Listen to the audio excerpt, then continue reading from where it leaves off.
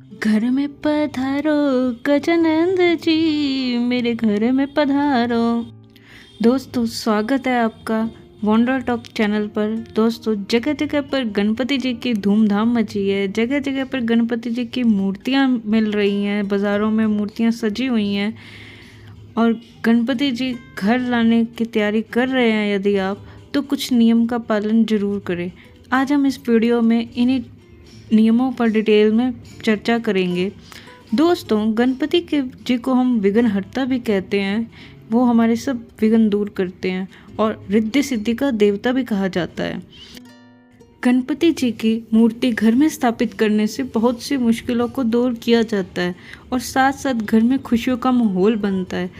इसलिए कुछ नियम जान लीजिए जिससे हमारी खुशियाँ और ज़्यादा बढ़ें, क्योंकि घर पे अगर हम गणपति जी की मूर्ति स्थापित करते हैं, कुछ नियमों का पालन करना ज़रूरी है, जिससे हम पर कृपा और ज़्यादा बरसेगी। पहले नियम के अनुसार जिस जगह पर गणपति जी की मूर्ति स्थापित की जा रही है, उस जगह की दीवार को कभी भी बाथरूम से टच नहीं होना चाहिए। यानी कि हमें बाथरूम की दीवार के साथ कभी भी गणपति जी को स्थापित नहीं करना चाहिए। ऐसा करने से घर का वास्तु भी खराब होता है तथा जो मनोकामना हमने की होती है वो भी पूर्ण नहीं होती। दूसरे नियम के अनुसार घर पर कभी भी नृत्य करती हुई मूर्ति स्थापित नहीं करनी चाहिए और ना ही हमें वो किसी को गिफ्ट करनी चाहिए। ऐसा करने से घर में बेवजह के कलेश होते हैं। तो ध्यान रहे, घर पर नृत्य करती हुई मूर्तियों को कभी भी घर पर ना लाएं।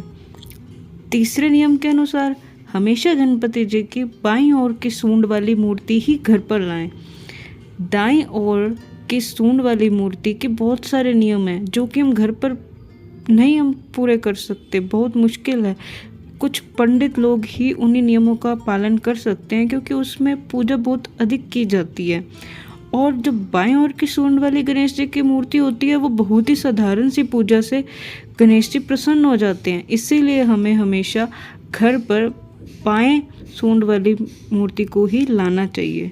और चौथे नियम के अनुसार आप यदि संतान प्राप्ति की इच्छा से मूर्ति को स्थापित कर रहे हैं तो हमें हमेशा गणपति जी की बाल स्वरूप वाली मूर्ति यानी कि बाल गणेशा को ही स्थापित करना चाहिए, ताकि आपके घर में गणपति जैसे ही बाल गणेशा आए।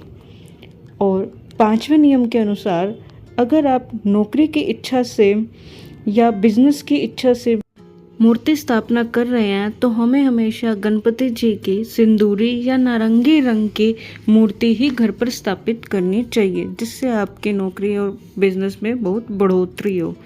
और छठे नियम के अनुसार हमेशा घर पर गणपति जी की बैठी हुई मूर्ति ही स्थापित करें, ना कि खड़ी हुई, लेटी हुई या नृत्य करती हुई।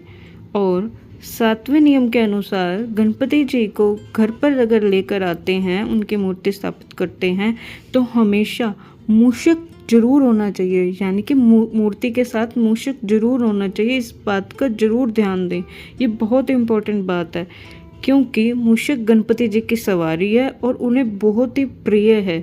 ऐसा माना जाता है कि यदि मूषक मूर्ति में ना हो तो मूर्ति पूरी नहीं मानी जाती, वो अधूरी मानी जाती है। तो आशा करती हूँ कि आपको सभी नियम का पालन करने की जानकारी मिल गई होगी, किस तरह से सब नियम पालन करने हैं, और आप अपने घर पर धूमधाम से इस त्यौहार को मनाएं और सभी नियमों का पालन करते हुए ही गणपति जी को घर पे स्थापित करें। अगर आपको ये जानकारी अच्छी लगी हो तो वीडियो को लाइक करें, कमेंट सेक्शन में जय गणेश जरूर लिखें।